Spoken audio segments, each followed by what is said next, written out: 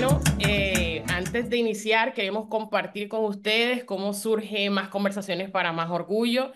Decirles que nosotras hacemos parte del movimiento Afrolatino Searo y que este espacio de conversaciones virtual del cual estamos hoy y ustedes son invitados, invitadas e invitadas especiales a participar, nació en el marco de la pandemia del COVID-19 en respuesta a las tensiones raciales nacionales en mayo del 2020, con el objetivo de crear conciencia sobre los sentimientos contra la negritud y brindar un espacio de apoyo y curación para los miembros de nuestra comunidad.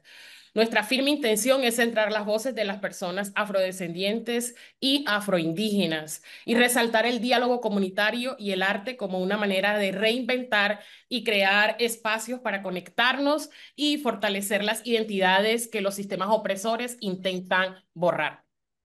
Para la construcción de este espacio hemos creado un comité, el cual se reúne semanalmente para dar forma a estas conversaciones. Y queremos tomar un momento para reconocer y agradecer a todas las comadres que se trenzan en este espacio, quienes además nos brindan apoyo técnico el día de hoy. Muchas gracias por todo lo que hacen para la construcción de este espacio. Les recordamos a los usuarios, por favor, usar el chat también, que es un espacio de comunicación, si desean hacer una pregunta o un comentario. Bueno, vamos entonces a entrar en la parte seria del encuentro. Esta es nuestra conversación seria número 8.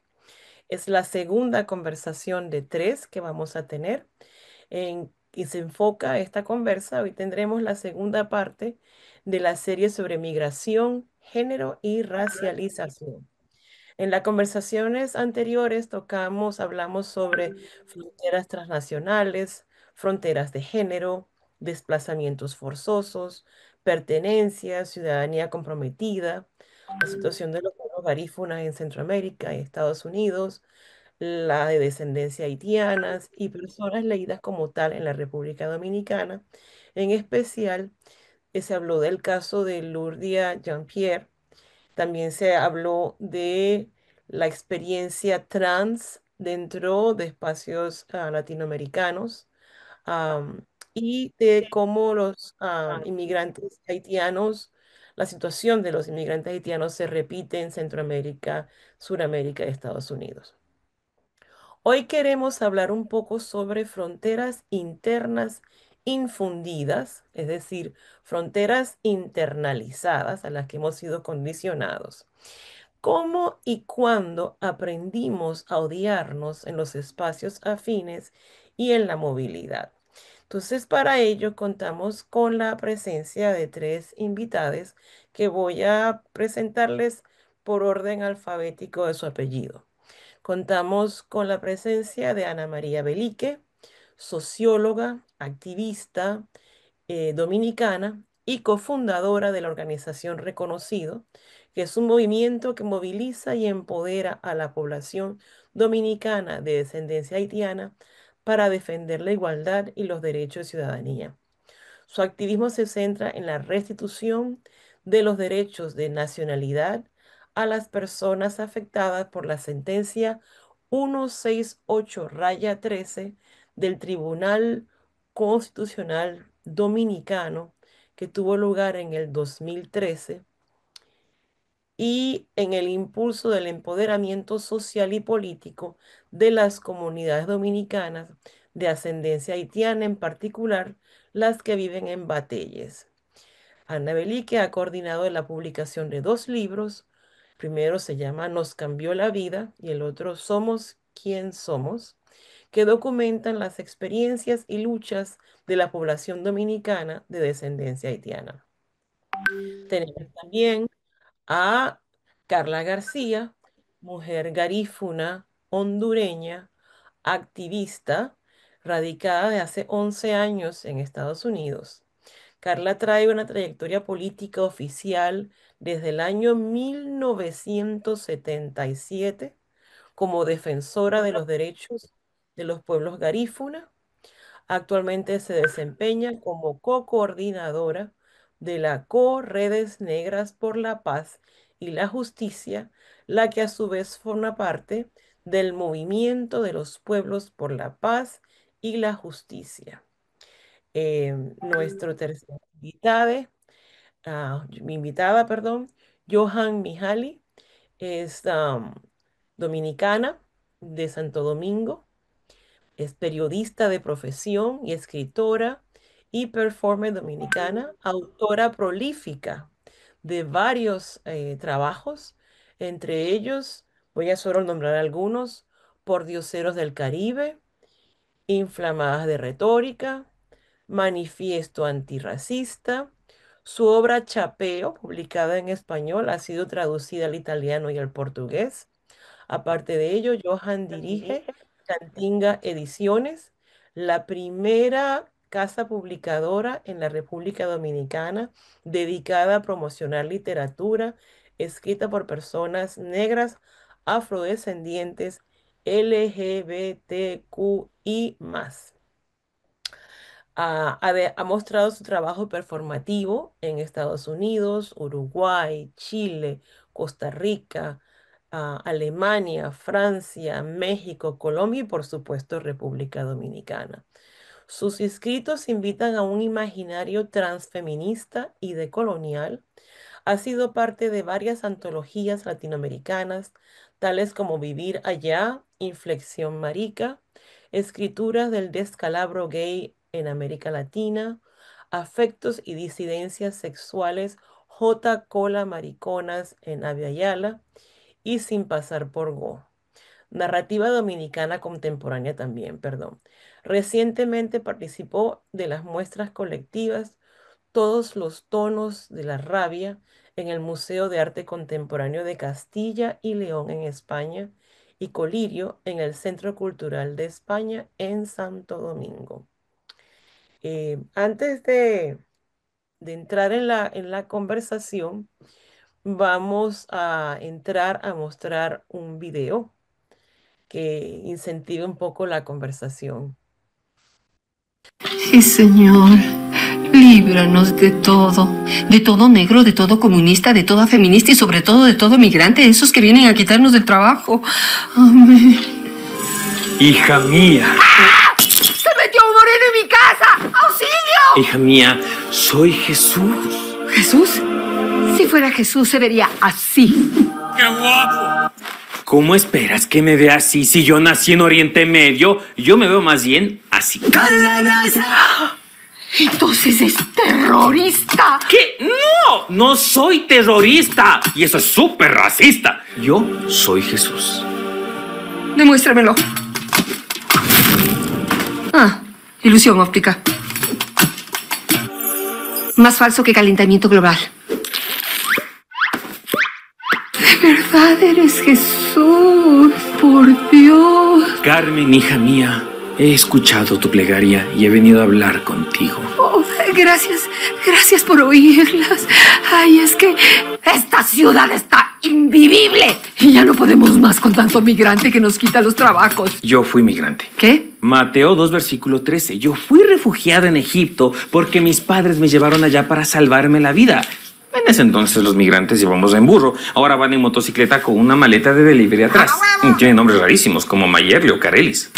Un caso de migración en la Biblia es una excepción. Noé migró en un arca, Jacobo migró a Egipto, Moisés migró a la tierra prometida, Abraham migró a... Bueno, pero ustedes eran otro tipo de migrantes. Eran migrantes con clase, con recurso. Yo fui carpintero. Al menos eran tranquilos. Moisés hizo una rebelión. Debe haber sido por un buen motivo. En cambio, estos no tienen motivo. Hacen tanto ruido, tantas fiestas. A mí me gustan las fiestas. ¿Qué? Recuerda, las bodas de Canaán duraron 15 días. No tienes idea lo que tuve que hacer para que aguanten.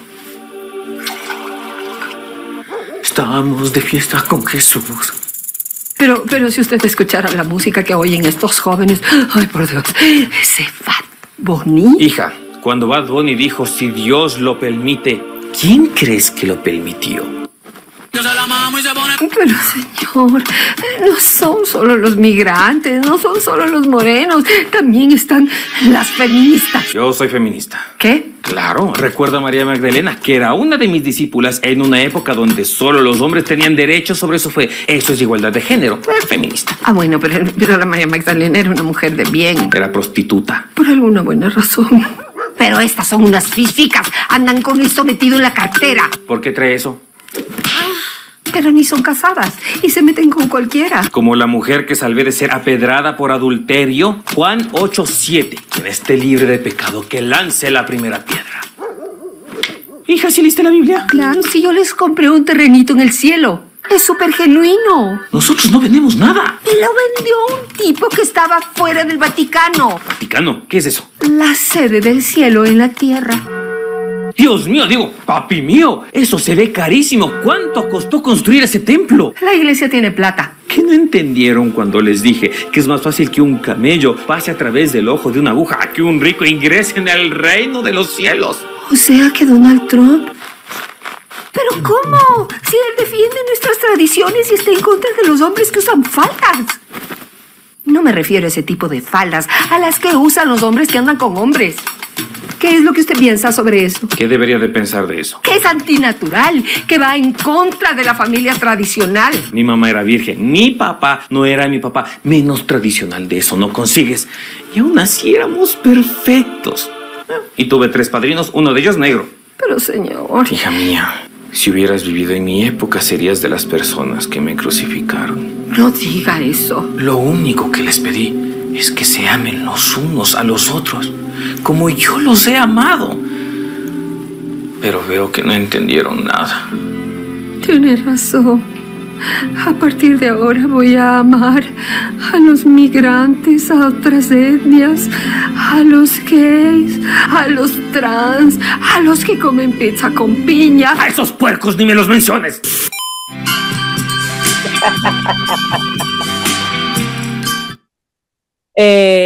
Bueno, aquí utilizamos esta pequeña viñeta en donde inclusive el mismo Jesús al final tampoco es muy aceptador de aquellos que comen pizza con piña, para comenzar una conversación mucho más seria. Y entonces les voy a plantear unas preguntas que inciten, como quería recordarles, una conversación, a ver cómo cada quien puede aportar. ¿Qué nos impide, por ejemplo, percibirnos en solidaridad dentro y fuera de la ilusión de la nación-estado? ¿Y cómo, cómo podemos despojarnos de las narrativas oficialistas racializadas? No sé quién quiera comenzar. Yo voy a llevar un tiempito para asegurarnos de que todos tengamos chances de conversar. A ver, ¿quién quiere empezar? No se me alborote. Y por ahí tengo la mano levantada. Me alboroté, sí, me alboroté. Buenas tardes a todos. Muchas gracias. Este proyecto más conversaciones, más pensar, más querer seguir en conjunto, más querer ir hacia adelante, más entender.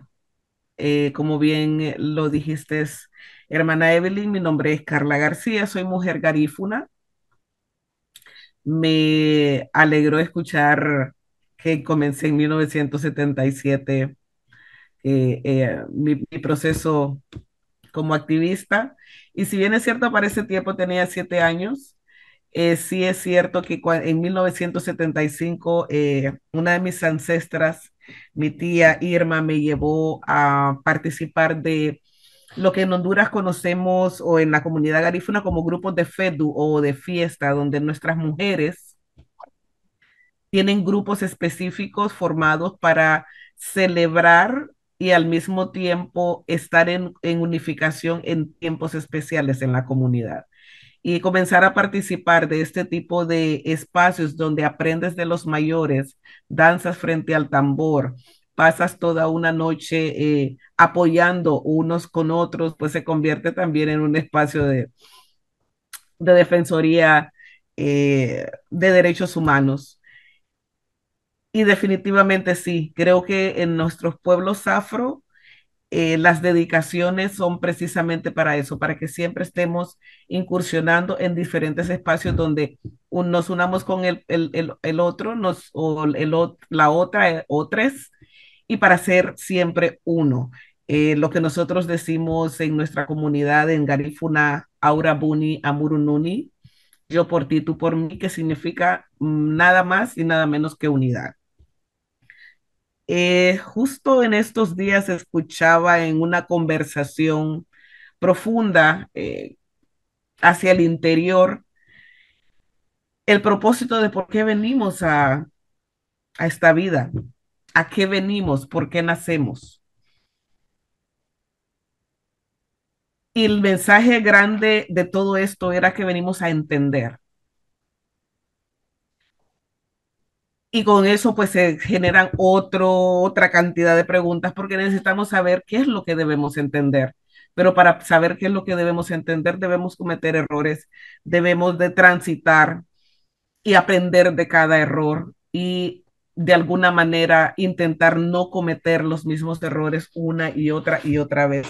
Sin embargo, nuestros pueblos colonizados, antes que eso me gustaría decir que yo soy de la región del Caribe. Mi territorio es el Caribe por ser una mujer afroindígena.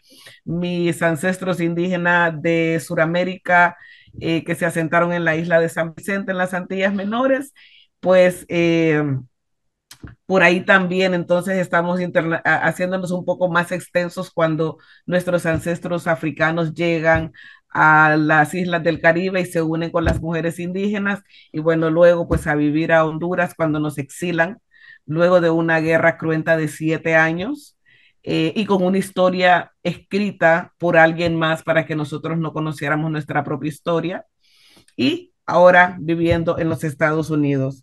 Entonces, cuando queremos hablar de la percepción de la solidaridad, entendemos de que nosotros hemos venido persiguiendo ideas que no son nuestras, persiguiendo lecturas de otras personas. Muchos dicen de que quien escribe la historia es quien gana la guerra es quien escribe la historia. En nuestros casos y en nuestras comunidades, pues no es la realidad, sin embargo, la hemos asumido. Percepción de la solidaridad, al mismo tiempo que la percepción de nosotros mismos como seres humanos y como seres conscientes, como grupos generales o como personas negras, única y exclusivamente, son dos cosas completamente diferentes desde mi punto de vista. Cuando nosotros escuchamos cómo llegaron los extranjeros a colonizar nuestros territorios y cómo nosotros continuamos esa línea de colonización de una forma más tirada al lado de solo perseguir un ideal que otro plantó. A donde quiero llegar con esto es que nosotros como pueblo, si vamos a nuestras comunidades, saliendo de las ciudades, tenemos una forma de vida completamente diferente. Nuestras comunidades aceptaron, las comunidades indígenas aceptaron a la gente negra. Les dieron espacios para vivir y eso está claramente documentado en muchos libros.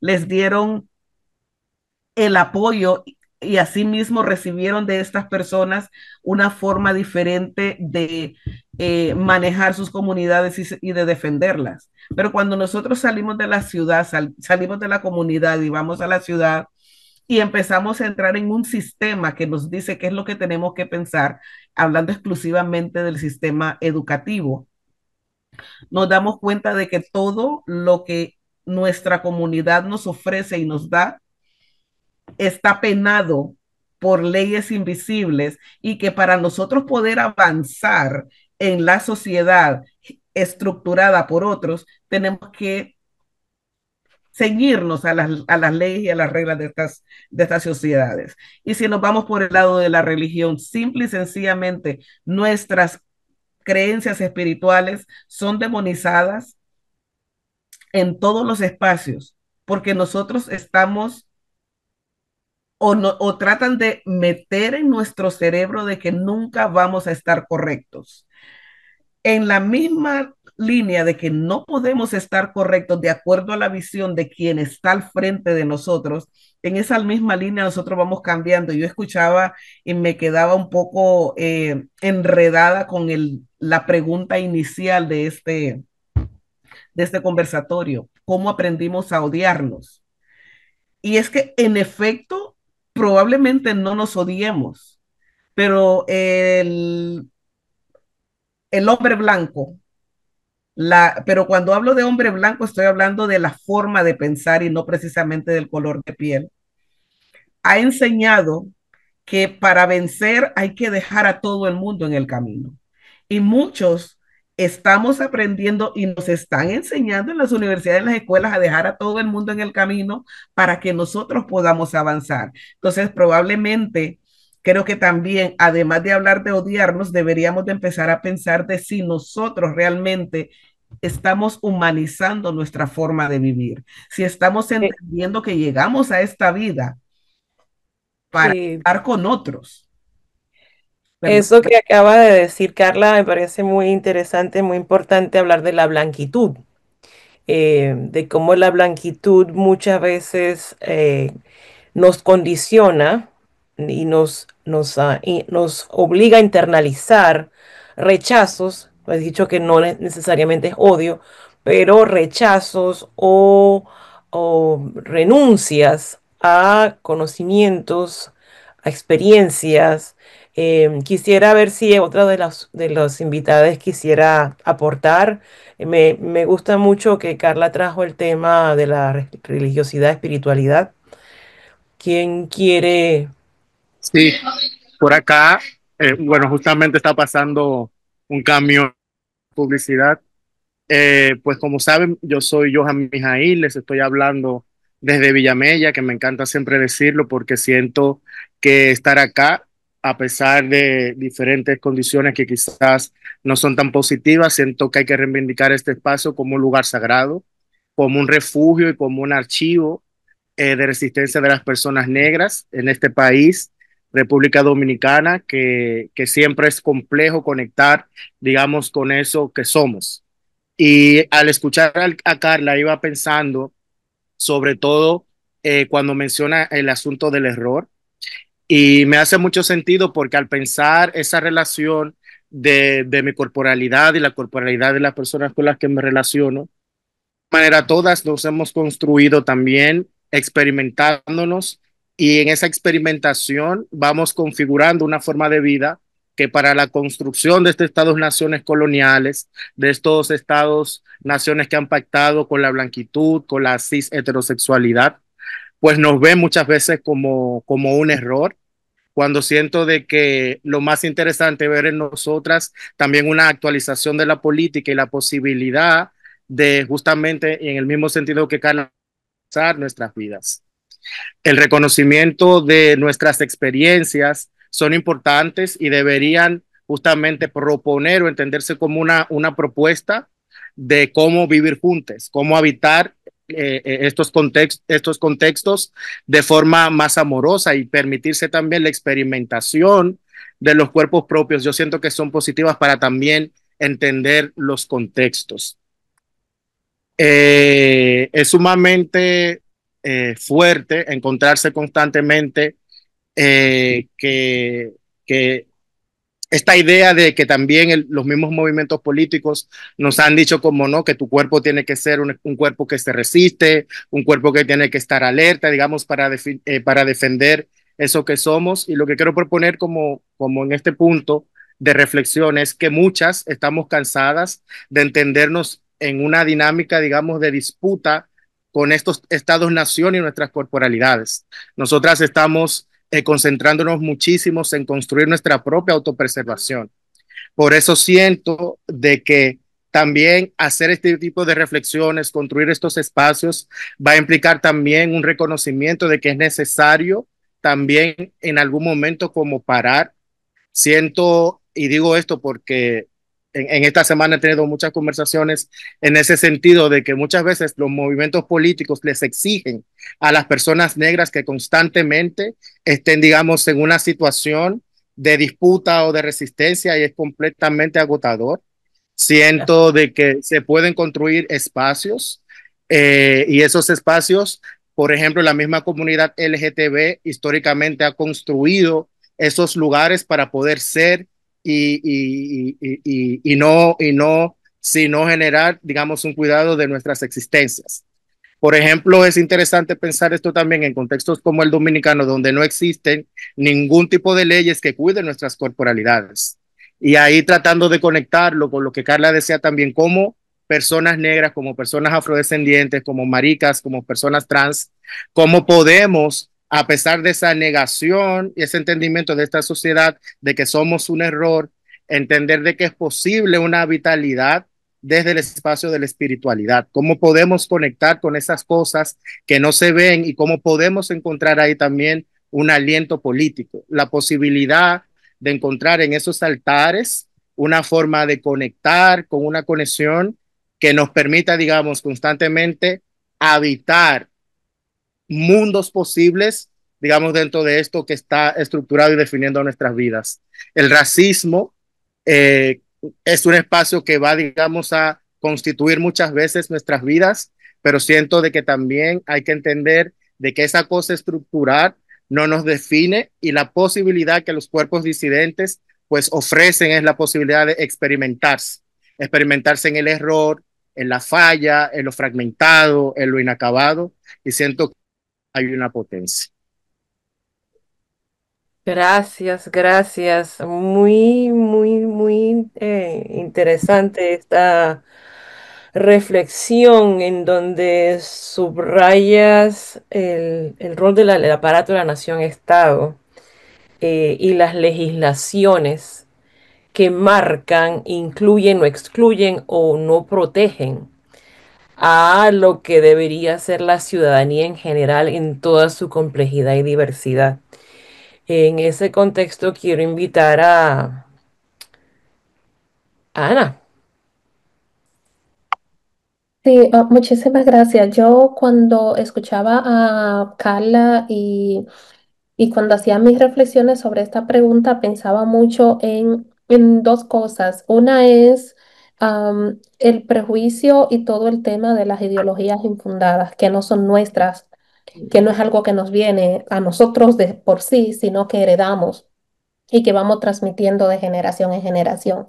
De hecho, toda esta idea incluso de frontera, o sea, ¿quiénes fueron los que definieron nuestras fronteras? No fuimos nosotros, no fueron algunas fronteras están establecidas por cuestiones naturales, pero la mayoría de las fronteras existentes hoy, como la vemos hoy, fueron cuestiones que fueron infundadas por eh, políticas de personas incluso ajenas a nuestros territorios. O sea, y nos han infundado esta manera de ver la vida, esta manera de separarnos, de vernos, marcada por prejuicios, prejuicios que muchas veces vienen articulada con cuestiones políticas, muchas veces con cuestiones sociales o meramente religiosas, como ya lo reflejaba Carla en su primera intervención e incluso en el video que veíamos anteriormente. Yo, por ejemplo,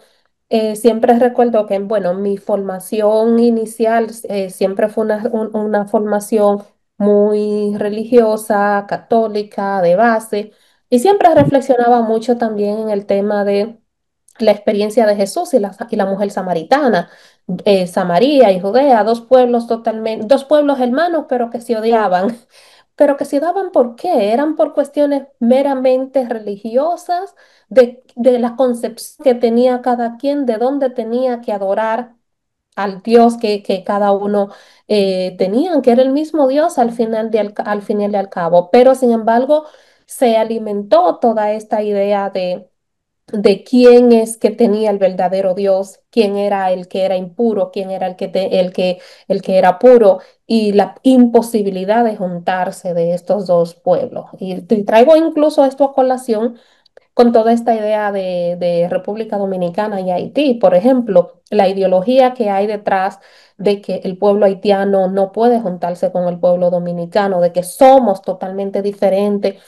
Y casi siempre cuando vamos a hablar de estas diferencias, eh, se matiza el aspecto religioso. Se matiza, oh, bueno, es que ellos tienen el vudú, nosotros tenemos a Dios, tenemos al catolicismo, tenemos esto, incluso el tema de la reivindicación del idioma colonial como un orgullo de que, ok, ellos hablan patuá, nosotros hablamos español. Entonces, como que son una serie de cosas que nos alejan de nuestros verdaderos orígenes, nos alejan de las cosas que realmente nos unieron desde un principio. Y volviendo a mi idea original, muchas de estas cuestiones son cuestiones infundadas por uno o por unos, a veces por cuestiones muy particulares y personales que se van transmitiendo de generación en generación y terminan constituyéndose en conflictos generales, en conflicto de pueblo, pero de cosas que nosotros ni siquiera teníamos que ver. O sea, estamos pagando la consecuencia de muchas veces de temas individuales, de problemas individuales de unos o dos o tres colonos de hace 1000 años atrás y que hoy todavía nosotros estamos reproduciendo estos discursos, estos prejuicios. Como eternizando una serie de rivalidades que si nos vamos a verlas al fondo no tendrían razones de ser, porque al final hay más cosas que nos unen que aquellas que nos dividen realmente. Y volviendo al todo el tema de los mecanismos de solidaridad entre los pueblos, o sea, yo pienso como que una cosa, por ejemplo, es el discurso y otra cosa es la realidad que vivimos muchas veces los pueblos. Y ya con esto retomo de nuevo lo que decía Carla. Una cosa es la convivencia, de cómo nuestros pueblos conviven entre sí. Y otra cosa es el discurso hegemónico que se perpetúa, que se transmite y que intenta marcar una diferencia. Y cuando no logran, por una vía u otra, acentuar esta diferencia, crean conflictos, crean enemistades, como por ejemplo lo que pasó en la frontera dominico-haitiana en el 1937, en donde el pueblo haitiano y el pueblo dominicano vivían en armonía, hablaban ambos idiomas. Las monedas de ambos países circulaban. Sin embargo, al gobernante, al tirano, no le convenía la armonía, no le convenía que pudiera existir, que ambos pueblos pudieran coexistir. Y se inventó un conflicto. Y se inventó un conflicto que desencadenó en una masacre de más de 200.000 personas. ¿Por qué? Porque no les interesaba que existiera la posibilidad de que ambos pueblos convivieran de manera armónica. Al fin y al cabo, nosotros, para los que no conocen, República Dominicana es una pequeña isla en donde la única frontera que tenemos real es un río.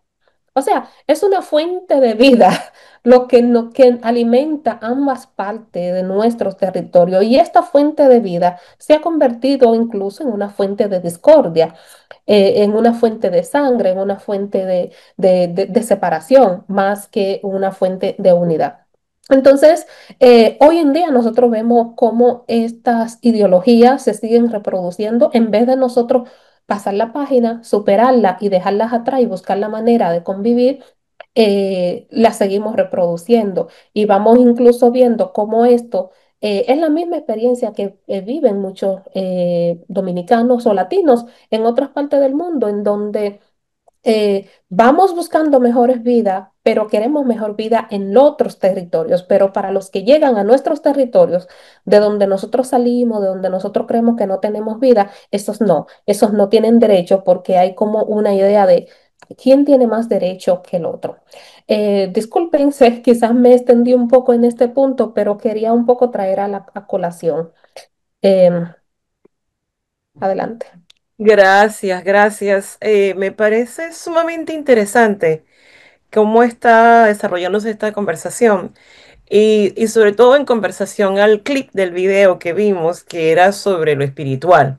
Em, Y me parece interesantísimo cómo, y Ana lo trajo, lo mencionó, bueno, ustedes tres lo han mencionado, cómo la esencia de ese ser ha sido cuestionada, atacada, rechazada por no encajar en modelos de la blanquitud y sobre todo esa blanquitud espiritual que cuando en las conversaciones de uno de ustedes me hizo recordar en el clip este que pusimos al principio, cuando supuestamente Jesús se le aparece a la señora y ella le dice, pero tú tenías que verte de esta otra forma, no de la forma en que tú eres. Y cómo entonces eh, la espiritualidad tal vez es la espiritualidad marca mucho quién uno es. Y quién uno es termina reflejándose en esa espiritualidad. Y entonces me parece interesantísimo cómo para cada uno esto ha sido cuestionado desde afuera, desde el Estado, cercenando la solidaridad, am, impidiendo inclusive voy a usar la palabra comunión, pero eso no tiene nada que ver con el catolicismo, sino la unión, el entrecruzamiento, el respeto, la inclusive curiosidad por lo similar y por lo disímil. Y entonces me quisiera que abordáramos un poquito más en esa inclusive dicotomías que se marcan entre el ser y el no ser, el ser cristiano, no ser cristiano, el ser cis, heterosexual, a no serlo, pensando entonces ¿cómo, cómo internalizamos esto bueno, primero como uno mismo, porque a uno le toca también pasar por un proceso de sanación personal que lo conlleve a uno a querer cuestionarse, a aprenderse uno a amar y a hacer el trabajo y la labor que cada uno de ustedes hacen. Entonces, ¿cómo pasar de lo que podríamos llamar endorracismo, rechazo de quien uno es, a cuestionarse, abrazarlo y buscarlo y tratar de compartirlo, yendo un poco también a la frase que usó Carla al principio, yo por ti, tú por mí, que me hizo pensar en Ubuntu, soy porque somos.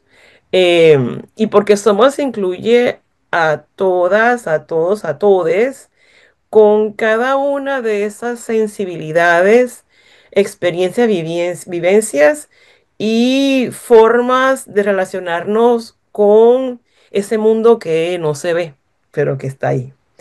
Em, a ver si... Evelyn. Sí, yo puedo hablar un poco desde lo que entiendo Ah, de, perdón, perdón. Y si cada quien podía compartir un poquito más sobre su propia espiritualidad. Perdón. bueno, por ahí comienzo. La espiritualidad del pueblo garífuna termina dando más información de la que se puede conseguir en cualquier parte. Pero para poder entender, para poder entrar a tu mundo espiritual, tienes que reconectar con todos estos espacios, todos estos rituales, todos estos requisitos, como le dicen en mi comunidad, desde el comienzo de la vida. Nuestras espiritualidades afro están estrictamente conectadas con el mundo de lo no invisible. Estamos estrictamente conectados con nuestros ancestros.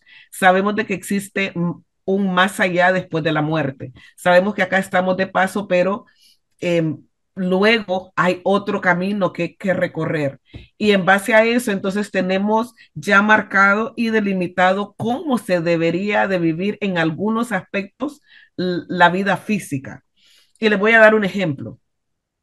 Cuando un niño nacía antes, porque en las ciudades pues eso no lo veo mucho, se le curaba el ombligo. Mm, Había todo un tema específico, porque es que en la zona media es donde está un chakra, como le dicen otras culturas, que debe de ser apropiadamente cuidada para que ese niño pueda tener un desarrollo de esa parte en particular durante toda su vida y que no lo vaya a perder. Y ese chakra o ese ombligo siempre era curado por ancianas y con una correlación clara con la madre. Pero de la misma manera nos cuidaban la mollera. Yo hablaba con un sacerdote garífuna y le decía, pero es que usted me dice que nunca ha pasado por un ritual garífuna o un ritual espiritual. Todos estos son rituales y es precisamente para que nosotros no perdamos la conexión con nuestra fuente original espiritual. Por ahí podríamos tener como 20 programas hablando de la espiritualidad, porque muchas veces las personas no reconocen que hacen cosas que tienen que ver con la espiritualidad y que fueron pasadas de la abuela, pero que tal vez no se les explicó específicamente qué era espiritualidad. Pero en la mollera está la corona, está el chakra corona, como dicen los hindú, y si tú tienes esa parte muy bien cuidada, tu conexión en algún momento va a venir y va a ser específica con ese otro lado espiritual. Pero entonces viene la demonización de todas estas cosas, porque nosotros estamos supuestos a no saber cuando los que nos demonizan si vienen y aprenden de lo que es nuestro, para ellos poder tener el control. Recordemos de que todo esto se trata de control. Mi comunidad, como les comenté al principio, viene de, ay, me dijeron que hablara más despacio, pero es que cuando me emociono. Para la traductora, para los traductores. Disculpen, mi comunidad viene o nace hace alrededor de 800, 900 años en San Vicente, en la isla de San Vicente.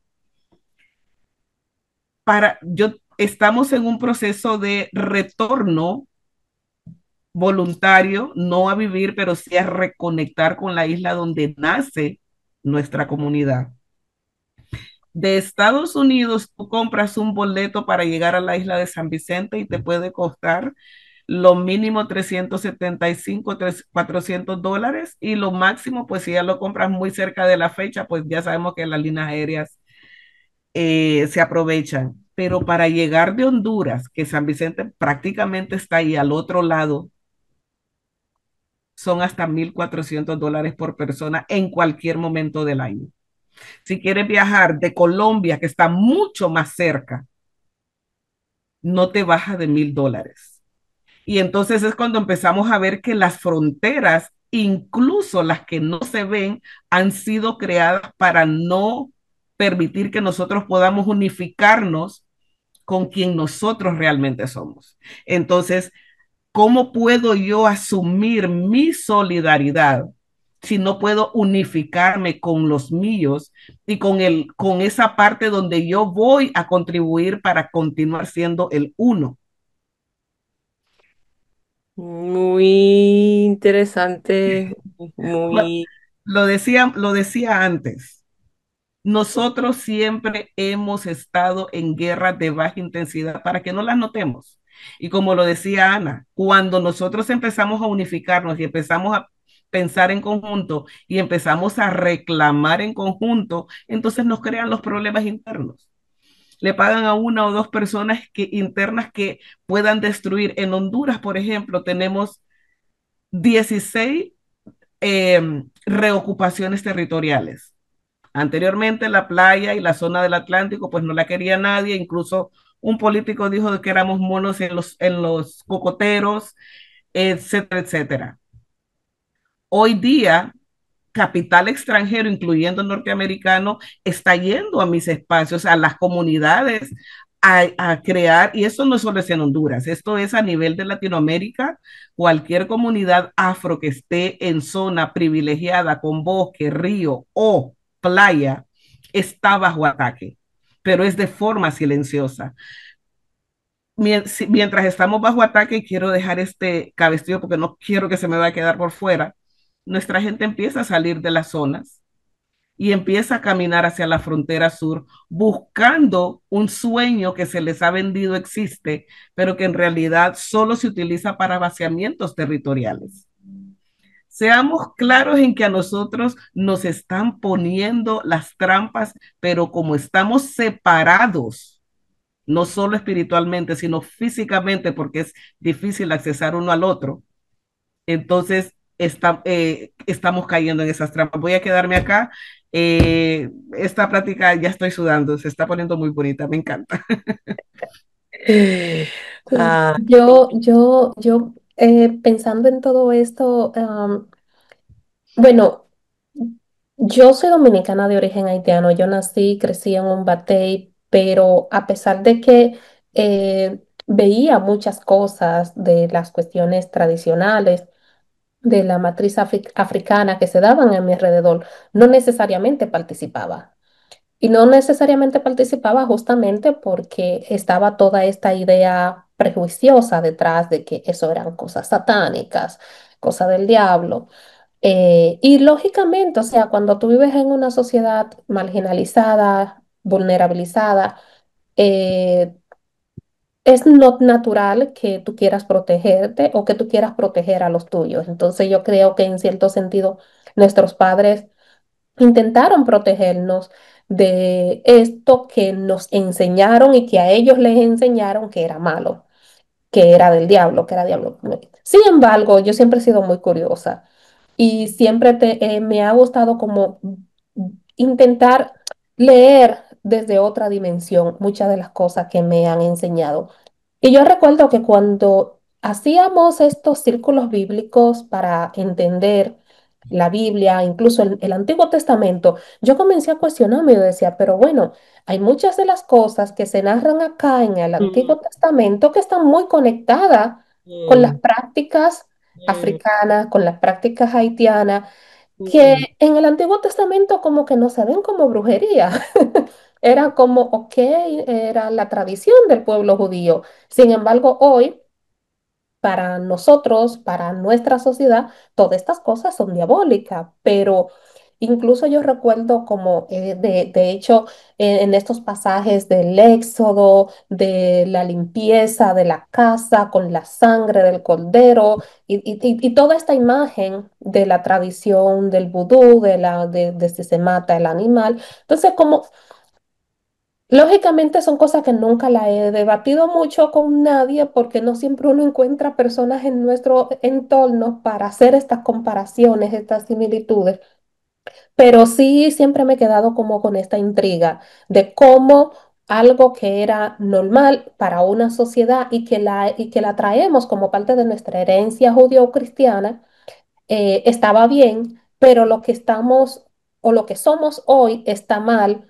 porque en algún momento de la historia o como esto no necesariamente responde al mismo Dios que el otro respondía, pues esto sí es malo, aunque sean cosas muy, muy parecidas. Entonces, esto en cierto sentido también tiene que ver con esto, con esta de la pregunta que tú hacías, de cómo vamos introyectando este endorracismo, este pensar de que lo que hacen mis padres, lo que hacen mis raíces son malas, son diabólicas, y yo y lo aprendo y lo repito y lo promuevo así. Sin embargo, veo que lo que hacen los otros sí es bueno, o quiero parecerme más, o quiero acercarme más, quiero comprender más hacia lo otro. Yo voy a dejarlo aquí como con solo con otra anécdota de algo muy particular que me pasaba. Una vez yo estaba en una situación de salud bien difícil y fui para tomar unas terapias de yoga y cuestiones de Ayurveda y me indicaron varios remedios naturales para hacer. Y cuando yo veía que la señora me mandaba a usar la sal, el café y un sinnúmero de cosas, yo digo yo, papi, fui a tal sitio que me recomendaron. Mira lo que esa señora me dice. Como ella es blanca, bueno, blanca para los dominicanos, digo yo, como ella es blanca y dominicana, quizás ella no lo está viendo, pero si esto me lo hubiese recomendado un negro haitiano, todo el mundo lo viera como brujería. ¿Me mm, entiendes? Sin embargo, como no lo está indicando un negro ni una haitiana, como que, ok, eso es normal, es ahora como es la moda. Y esto solo para reconectar con lo que decía Carla, de cómo nos van expropiando de nuestros conocimientos, de nuestra sabiduría, se van apropiando de ella para después venirnoslas a vender a nosotros como cosas modernas. Y nosotros se la compramos entonces, o sea, rechazamos todo lo nuestro, rechazamos todo lo tradicional nuestro, eh, nos volvemos ignorantes de nuestra propia cultura. A veces yo me siento así, de nuestra propia cultura y después andamos aprendiendo la de personas que fueron los que vinieron, primero nos enseñaron a odiarla, se apropiaron de nuestros conocimientos y ahora después nos la vienen a transmitir como un negocio por el cual tenemos que pagar bien caro. Entonces, yo lo dejaría ahí porque creo que realmente esto da para mucho, para muchas conversaciones. Excelente observación, excelente, muy acertado sobre las construcciones falsas que condicionan. No sé si am, Johan, ¿quieres Sí, sumar? aquí está. Quiero así rápidamente compartir como algunas imágenes que yo utilizo en mis talleres de escritura, donde nos concentramos en uno de los módulos a hablar sobre la santería dominicana. Y quiero compartirles como algunas informaciones que se pueden como visibilizar también en este PowerPoint y que van, digamos, a darle también sentido a esto que estamos pensando, sobre todo porque justamente anoche estaba en un evento y en el momento de que estaba en la fila para conseguir una cerveza, una persona, una chica joven, negra, oscura, que iba con otro chico también, se me acercan y me ven este beber que yo tengo acá. Estos son ejemplos de beber. ¿Qué beber son los símbolos que se usan tanto en la santería dominicana como en el vudú haitiano? Y el beber es del silí. Entonces comenzamos una conversación como muy bonita, o por ejemplo, lo veo en el espacio simbólico como que los dominicanos y los haitianos somos muy distintos y todo ese discurso como de una imposibilidad de encontrar una conexión y en ese momento como tan espontáneo encontramos una conexión, personas dominicanas con personas haitianas a través de este tatuaje, pero en nombre del Silí. Es decir, que la potencia del Silí logró que ese momento ocurriera. Y yo no creo que sea algo casual y me parece que son, digamos, puntos que también los imaginarios mágicos religiosos nos pueden permitir para poder encontrar esos espacios comunes que muchas veces se ven del discurso que son tan distantes a lo dominicano y lo haitiano. Estos bebers, el de color amarillo, es el de Anaísa Pie, que es una metresa muy querida dentro del imaginario de la 21 División, que es como se llama la religión de la Santería Dominicana, y la otra es de Santa Marta la Dominadora. Entonces, le quiero mostrar este gráfico, esta imagen, Johan, dame que es un interesante momentito, porque perdón que te ya va. Una de nosotras tiene el micrófono abierto y está molestando a la presentación de Johan, que está muy, muy acertada. Disculpa, por favor, sigue. Ya le silencié.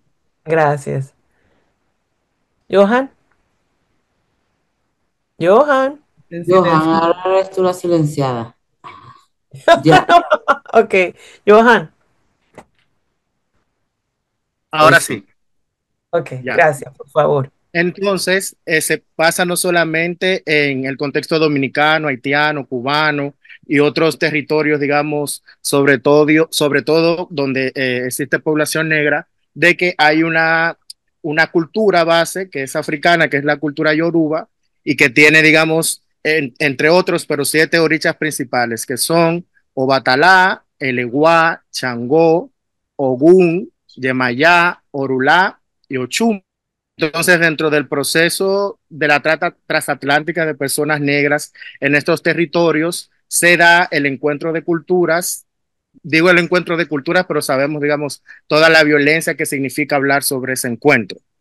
Pero digamos que las personas negras esclavizadas obviamente ya venían religioso y cultural amplísimo. Entonces, en este encuentro del sincretismo surge lo que es la 21 división, que es la santería dominicana, que tiene un panteón particular, que va a ser distinto, pero también con conexiones con la santería en Cuba y con el vudú haitiano. Y se llama 21 división porque son mayoritariamente 21 misterios. Aquí no se le dice orichas, sino misterios que van a conformar, digamos, la base de esta de esta vaina mágico-religiosa. Y también se llama 21 porque se dice que el peso del alma es 21 gramos. Cuando un cuerpo fallece, pierde de peso regularmente 21 gramos. Y de ahí también viene el nombre de la 21 división. ¿Qué pasa acá? Que está dividida en 3 divisiones. La división blanca, la división india.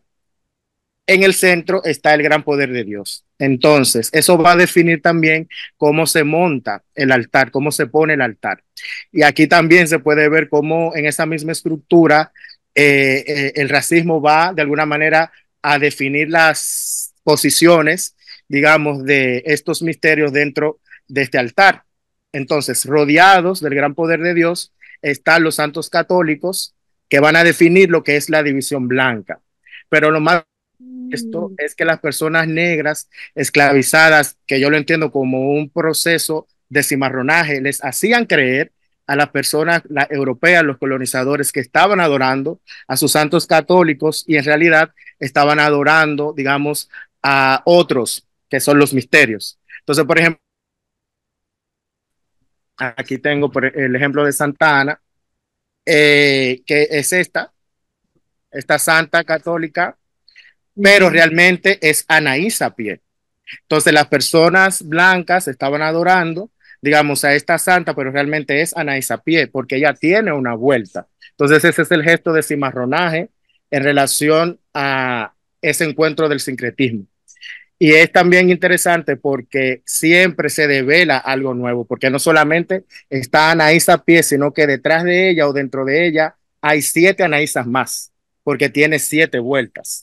Entonces, si vemos, por ejemplo, características de Anaísa en relación a, por ejemplo, cómo se le pone el altar, qué ofrendas se le pone en el altar, cuáles son los colores que le definen, está muy, muy ligada a Ochun.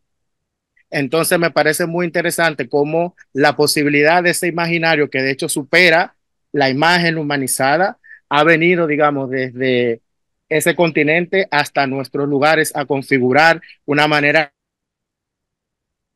Entonces, por ejemplo, también dentro de la división blanca está San Miguel, que es el santo que conocemos, pero las personas negras esclavizadas les hacían creer que estaban adorando a San Miguel, pero realmente es a Believe el Cantoné.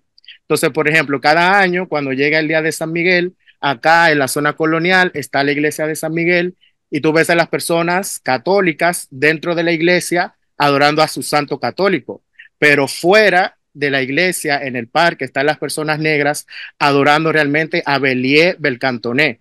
Entonces la gente se reúne ahí, se tocan atabales, la gente comparte las ofrendas, porque por ejemplo a San Miguel le gusta mucho el bizcocho y la bebida de refresco. Entonces la gente va y genera, digamos, comunidad, sobre todo al aspecto espiritual. Entonces, debajo de la mesa, cuando se monta el altar, se pone la división negra. Eh, y es interesante porque hay justamente una conexión con la tierra que es bellísima y que se sostiene, digamos, en esas corporalidades negras. Dentro de esta división está, por ejemplo, esta metresa, que es la que tiene la culebra en el centro, Santa Marta la Dominadora, que dentro de la división negra es la única que es africana y que es de la familia Dambalá. Por eso tiene la relación con la serpiente. Entonces, por ejemplo, Santa Marta es africana, como ya dije, y allá se conoce en algunos lugares como la Lubana o Filomena. Me encanta mucho siempre la metáfora de la tierra y la serpiente, porque por donde pasa esa serpiente es que nacen todos los frutos silvestres que se dan en el Caribe. Por donde pasa el poder de esa metresa, nacen las matas de guayaba, de chinola, de mango, de tamarindo, las cerezas, etcétera, etcétera, para que los niños dominicanos y haitianos tengan siempre el alimento, la potencia de esta metresa. Y luego está la división india, que fueron personas, por ejemplo, Anacaona, entre otros indígenas que pusieron resistencia a los colonizadores europeos. Y están también en la tierra, pero más cerca del río. Quería así rápidamente como mostrar este asunto porque está como muy relacionado por las cosas que yo vengo investigando desde hace años. Sobre todo, tengo una novela que se llama Chapeo, donde yo trato de generar una intervención con estos misterios a través de cuerpo trans, porque también para mí es importante decir que estas potencias vienen desde lugares que no son cisnormativos y que no son blancos. Por eso nosotras decimos siempre que ninguna metresa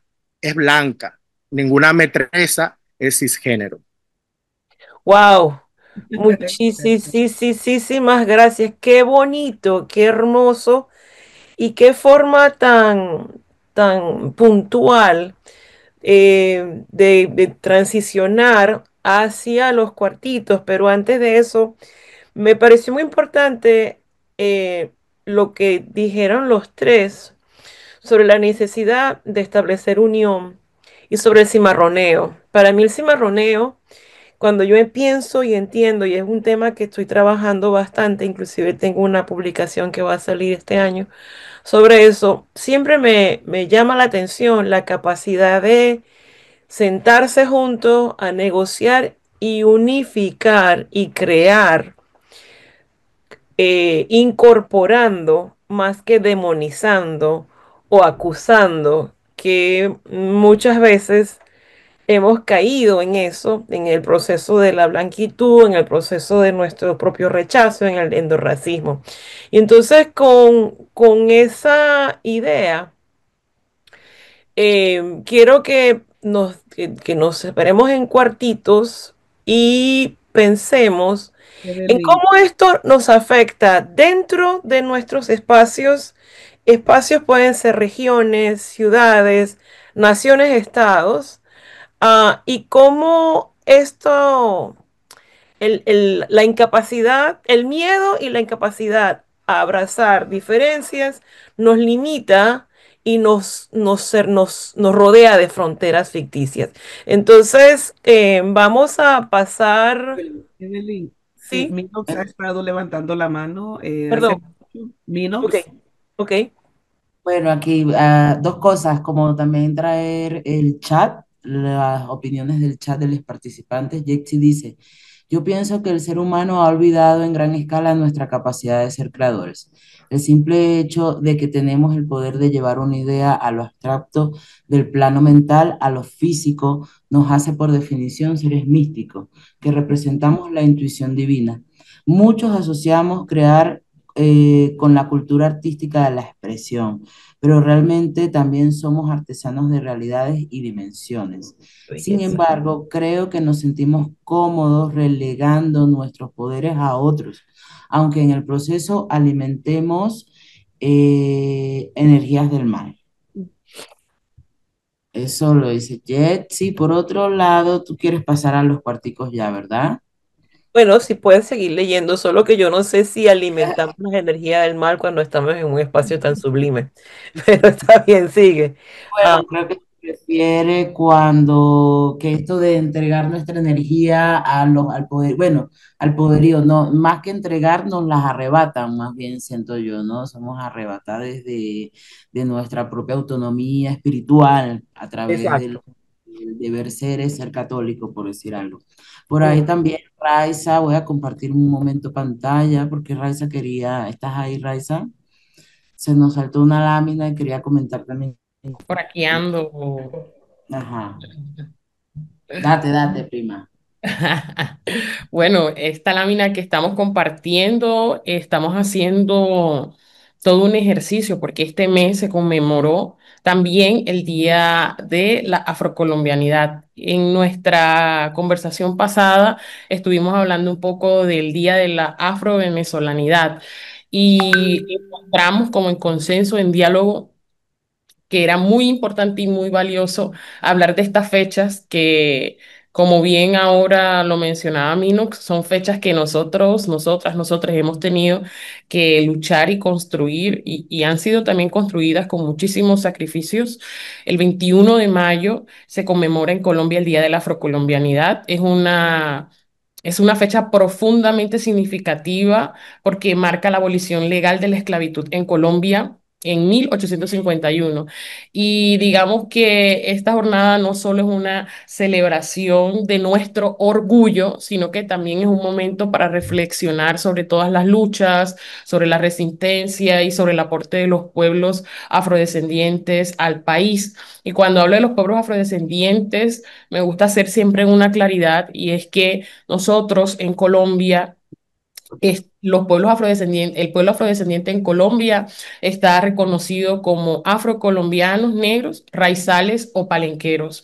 Y siendo Colombia una nación pluriétnica y multicultural, es importante destacar que la gente negra en nuestro propio territorio, por ejemplo, los raizales del archipiélago de San Andrés, Providencia y Santa Catalina, tienen una lengua propia que es el criol, y los palenqueros de San Basilio de Palenque, el Palenque de Bencos, hablan palenquero, que es una lengua que tiene origen bantú y han contribuido de manera esencial al tejido social y cultural político de nuestro país. Pero más allá de pronto de hablarlo desde digamos, todo el tema histórico también fue algo muy importante y esta fecha sigue siendo para nosotros muy valiosa porque también enmarca uno de los mayores logros legislativos, que es la reivindicación de los derechos de las comunidades afro, luego de la promulgación de la Ley 70 del 93, conocida como la Carta Magna de los Derechos Afrocolombianos, Raizales y Palenqueros.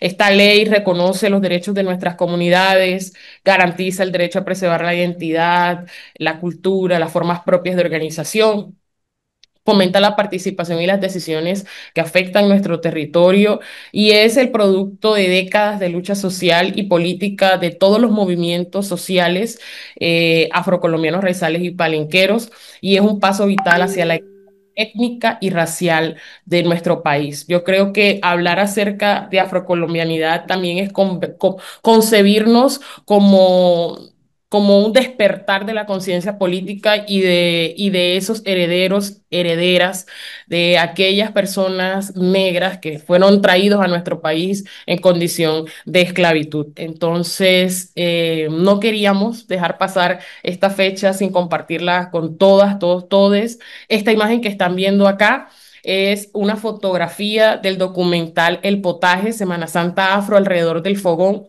Muy bonito también porque coincide un poco con lo que estamos hablando de la religiosidad para los pueblos negros en Colombia. La Semana Santa sigue siendo una fecha muy importante y nuestras mayoras, sabedoras, las portadoras del patrimonio ancestral de lo que es la culinaria, en esta fecha se destacan con sus platos, con sus comidas alrededor del fogón, porque no solamente es un tema religioso, sino que también hay unas prácticas y hay unas tradiciones alrededor de la comida y cómo nuestra comida también está atravesada por la religiosidad. Entonces me parece muy bonito que en este momento justamente estemos hablando acerca de esto. La mayora que está en la fotografía es Gilla. Gilla es una sabedora culinaria del corregimiento de Juan y Medio en el departamento de La Guajira, Colombia, y por supuesto que es un honor poder traerla ahí. Ahí donde ustedes ven esa piedra enorme que ustedes ven ahí, es como el molinillo donde ella, digamos, como que muele, tritura las comidas. Y cierro esta intervención con una frase muy bonita que siempre nos dice ella y es que todo lo que se hace con amor, la comida no requiere tanto perendengue, sino que hacerlo con amor, ya sabes, sabroso, y que todo requiere lidia. Todas las cosas ricas requieren lidia. Entonces, bueno, le queríamos compartir eso. Muchísimas gracias, Raiza, por esta bellísima intervención. Yo creo entonces que vamos a pasar a los cuarticos Quiero echarle leña y al fuego para que entremos a los cuartitos, pues así como cada vez más afilados. Y esta es una interpretación, voy a ser muy breve, una interpretación muy particular de lo que es el libro de Enoch, eh, que ahora mismo es un apócrifo que está ahora siendo pues muy publicitado. Y el libro de Enoch habla de que toda esta sensación religiosa, que en realidad es espiritualidad, era de gente negra Y en el libro de Enoch habla de cuando nace un niño blanco y que pues el niño blanco era Moisés y los padres estaban desesperados y preocupados de por qué este niño había nacido con su pelo rubio, con sus ojos azules y fueron, bueno, fueron a buscar hasta Matusalén, a los confines del mundo para entender qué estaba pasando. Perdón, Matusalén fue a buscar a su padre. Y resulta de que este niño, pues según todo lo que nosotros escuchamos de la Biblia, pues fue prácticamente lo que se utilizó para el diluvio. Entonces, por ahí la historia no se contó, o sea, ahora cuando nos la cuentan como que gente blanca y unos cuantos negros, pero al parecer es todo lo contrario. Y en eso me he venido basando cuando digo hay que entender y tenemos quien escribe, no precisamente es porque ganó la guerra, sino porque quiere mantenerse ganándola sobre nosotros. Y nuestra espiritualidad precisamente es lo que nos une como comunidad negra, donde quiera que estemos. Y por ahí entonces podemos empezar a realmente internalizar solidaridad. Solo quería echar esa leña al fuego. Muchísimas gracias. Entonces, pasemos a 7 minutos, creo que nos queda el cuartico y si creemos que existe, yo diría un poco más cómo impactan estos procesos deshumanizantes y devaluadores de la negritud, sobre todo en situaciones de migración, tanto como del que migra como del que recibe.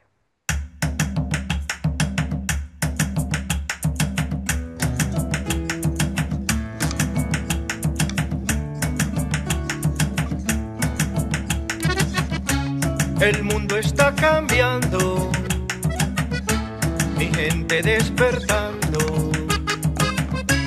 Venimos de países muy distintos, pero de un mismo color. La esencia de mi tierra se funden las raíces de mi piel. Las penas. Antes de que pasemos a la plenaria, en el cuartito de nosotros se habló mucho de los procesos de deshumanización, de múltiples lecturas, muy profundo. Y yo quiero compartir con ustedes em, una cosa que para mí sigue siendo un pedazo de la historia que me sigue marcando porque me sigue empujando a cuestionar justamente los procesos deshumanizantes y la búsqueda de rehumanizarnos y rehumanizar a la humanidad. En la Constitución haitiana de 1805 hay dos artículos en particular, el artículo 13 y el artículo 14, y eso está disponible en la internet. Fue escrita originalmente en francés y en español. Yo llegué a ver y tocar una copia en español original. Y el artículo 14 en particular, el artículo 13 dice que de ahora en adelante todos los que viven en Haití serán ciudadanos. Y reconoce a estos ciudadanos como ciudadanos también a los polacos y a los alemanes que desertaron el ejército de Napoleón y lucharon junto con el ejército que Jean-Jacques Dessalines había llamado indígena. Y en el artículo 14 dice que a partir de este momento, 1805, un año después de la fundación de la República de Haití, todos sus ciudadanos, independientemente de que sean los hijos del más alto magistrado, independientemente de quiénes fueran la mamá o el papá, de ahora en adelante todo el mundo que fueran ciudadanos haitianos se reconocerían como personas negras. Es decir, que esa alusión incluía a los polacos, a los alemanes y también a las mujeres francesas que habían establecido hogar con los hombres africanos. En su mayoría eran africanos. Pensando un poco en desmantelar todo tipo de colorismo, todo tipo de noción de blanquitud, que si fulano es más claro, que si fulano es menos claro, que si tiene el cabello más oscuro, todo el mundo iba a ser negro. Es decir, un concepto de lo negro como lo humano y lo humano como lo negro. Y justamente la blanquitud es lo que ha sido la construcción de las narrativas que ha deshumanizado a todo lo que no encaja en el estricto concepto patriarcal, cis, heterosexual, blanco, hombre. Entonces, quería comentar ese pedacito de historia. Entonces, quería preguntar, ¿cómo construimos mecanismos de acogida en los países, yo diría, originales y de destino, para proporcionar seguridad y afecto, amor a quienes se desplazan y a quienes llegan? Eh, como para cerrar, si alguien quisiera, eh, ¿cómo contribuimos a desaprender la otredad? Eh, no sé si alguien, ¿cuántos minutos nos quedan? A las que Nos llevan el... quedan 10 minutos, Evelyn y Oh, ok, compañeros. entonces tenemos tiempo para que las diferentes personas, en base a lo que discutieron de los cuartitos, puedan, pongamos, pensarnos, ¿no? O sea, cómo construimos mecanismos de acogida en los países de salida, en los países de destinos, que nos proporcione seguridad y amor a quienes se desplazan, porque hay gente que se está desplazando hacia y a las personas que llegan. En estos últimos años hemos visto gente migrando desde diferentes partes del mundo, porque no solamente se sabe que después del terremoto hubo mucha gente en Haití que se fue a Chile, a Brasil, y después los expulsaron y empezaron a caminar desde allá hasta la frontera con Estados Unidos. Pero una de las activistas haitianas, Gerlin Youssef, que terminó creando una organización de apoyo a migrantes afro negros, contaba que en ese grupo de migrantes negros había gente de Benín, había gente del Congo, había gente de varios espacios africanos que al pasar fronteras seguían siendo racializados y despreciados. Me callo. E invito. Adelante, Lilia. Gracias. Es una pregunta tan pertinente, tan necesaria que nos llama, nos invita a la reflexión, porque nos han hecho creer, bueno, antes quiero celebrar este espacio y celebrar esta denominación, esta categoría que han utilizado de fronteras en tránsito. Sí, la entiendo como una metáfora, porque en vez de movilizarnos los cuerpos, las cuerpas, moviliza las fronteras. Yo quiero pensar la no frontera, pero claro, algunos pudieran pensar que es como una especie de quimera, ¿no? O de una no posibilidad, de un no lugar. Pero bueno, pensando que en nuestros cuerpos en tránsito, que históricamente en este continente además tenemos más de 500 años ya siendo diáspora. ¿Ya? Es la diáspora haitiana que se moviliza en esa gran isla, en esa gran porción de tierra que es la antigua española es, ¿no? Que es ahora Haití, que ahora es dominicana, pero es la misma diáspora movilizándose y siendo recibida de forma reactiva, agresiva, por parte de la misma gente, ¿no? De la misma gente negra que también ha sido y que va a ser considerada siempre diáspora. Yo decía en el grupo anterior, en el grupo pequeño, en la salita pequeña, que siendo diáspora nunca fuimos propietarios, propietarias, la tierra no fue nunca nuestra. ¿Ya? Así que el cuerpo es el propio territorio y definitivamente es el territorio en disputa. Acá nuestros cuerpos negros, nuestros cuerpos disidentes, nuestros cuerpos diferentes, nuestros cuerpos que no son, no están dentro de la cis normatividad o lo heteronormativo. pero definitivamente que siendo migrantes y viviendo la experiencia interseccionada de la migración que es la migración negra, la diáspora negra que se entiende y se asume como una diáspora empobrecida, ¿ya? Es decir, que aunque tenga recursos materiales, hay casi una equivalencia, ¿no? Una sinonimia entre la negritud y pobreza, y en consecuencia hay que reaccionar ante esta diáspora que es definitivamente lo que no queremos, y no lo queremos porque, bueno, esto entorpece, ¿no? La idea o perjudica tal vez la idea que se tiene de desarrollo, que es esa mirada hacia la blanquedad, y esa blanquedad tiene otras caracterizaciones. Definitivamente pienso, ¿no? Siendo una mujer migrante con tantos años también como migrante en estos territorios del sur global, que la respuesta es afectiva. La respuesta es reconocer, tiene que haber un reconocimiento en la propia gente. Y eso lo voy a marcar porque hemos vivido, y no hablo de forma individual, sino de forma colectiva, la experiencia argentina es experiencias al interior del movimiento, experiencias de xenofobia hacia las migraciones negras, ¿no? Entonces, una marcada diferenciación entre nosotros negros y los otros, la otredad negra, que es que no es afro, que no es afro-argentina.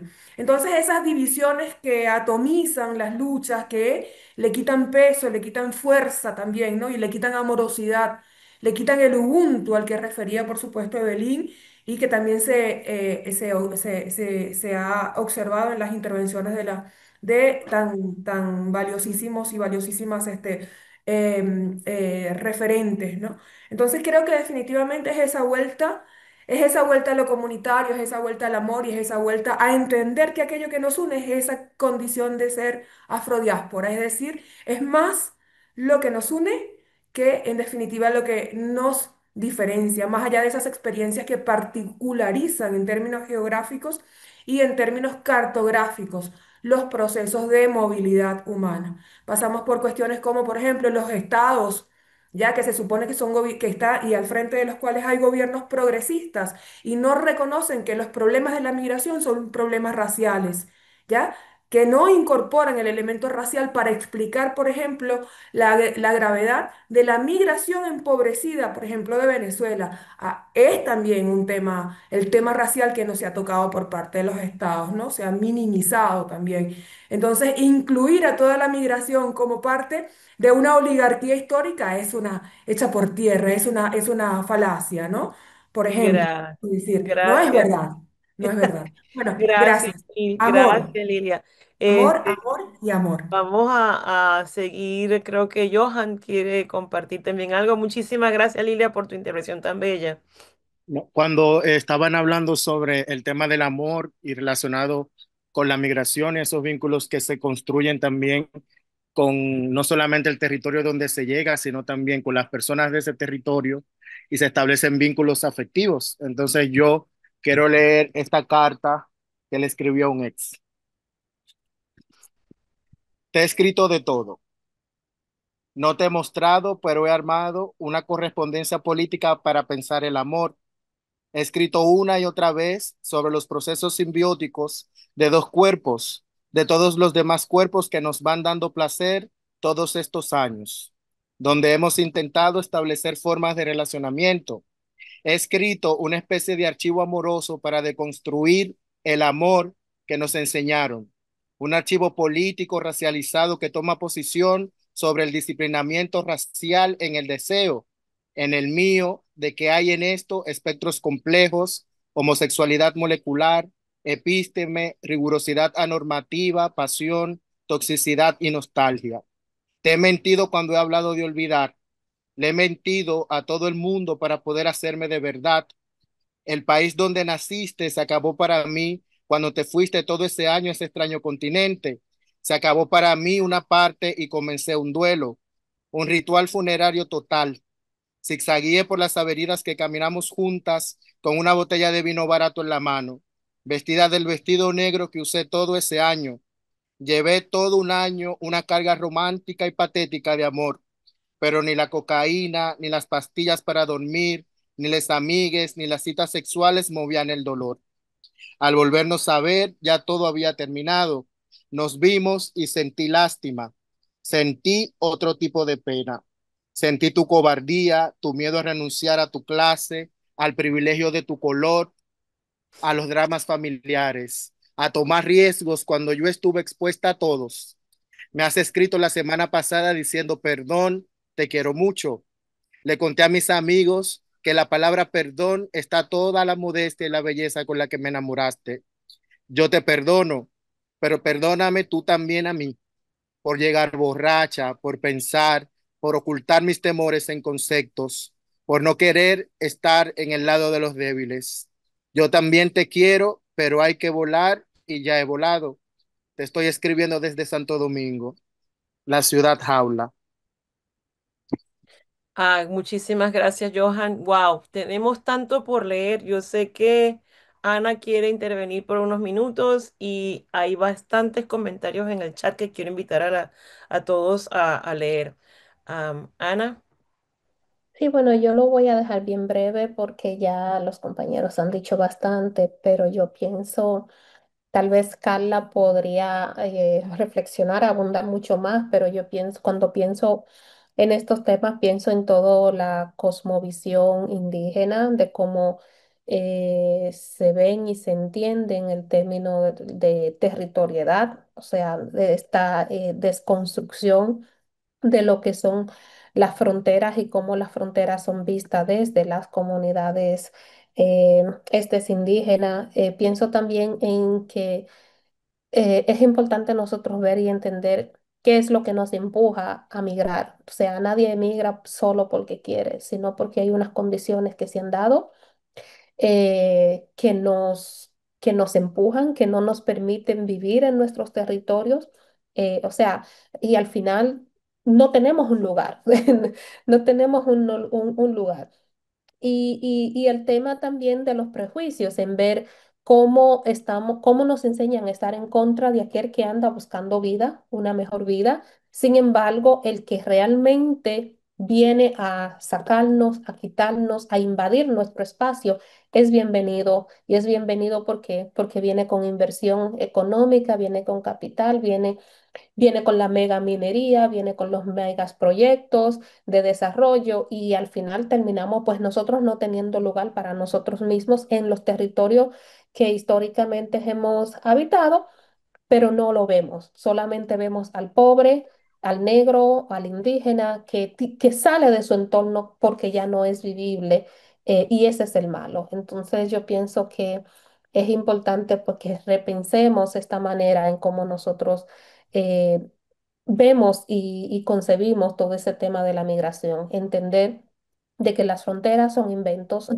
que se han construido para separarnos, de que nosotros migramos no porque deseamos, sino porque hay factores que nos empujan y que quienes vienen a empujarnos son los bienvenidos a nuestra tierra mientras nosotros rechazamos a los otros. Muchísimas gracias y yo creo que con esta intervención de Ana vamos a cerrar porque ya estamos sobre el tiempo.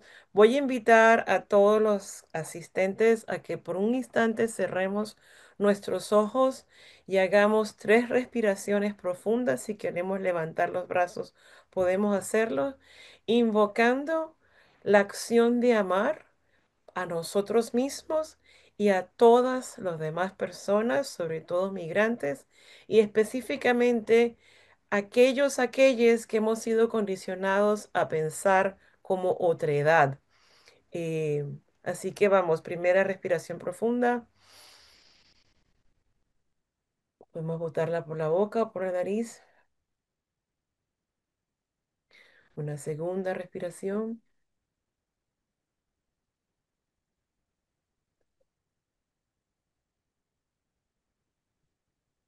La tercera.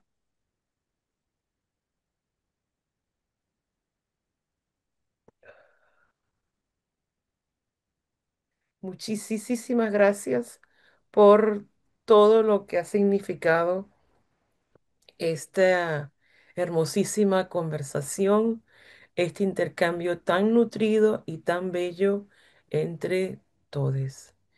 Muchísimas gracias. Desde Más Movimiento Afrolatino Seattle, le damos las gracias y esperamos que sigan conectados con nuestras conversaciones y con la próxima, que será creo que el 20 de junio, 14 de junio. 14 de junio, perdón, a la misma hora. Y ya le pasaremos entonces el link. Invitamos a que cada quien invite a 5 personas más a participar en este proceso tan enriquecedor y tan conmovedor y tan profundo como ha sido este. Muchísimas gracias. Feliz fin de semana. Nos vemos en la próxima. Muchas gracias. Muchas gracias. Gracias, maravilloso Muchas encuentro. gracias. Muchas gracias. Chao. H. Mucho ayer.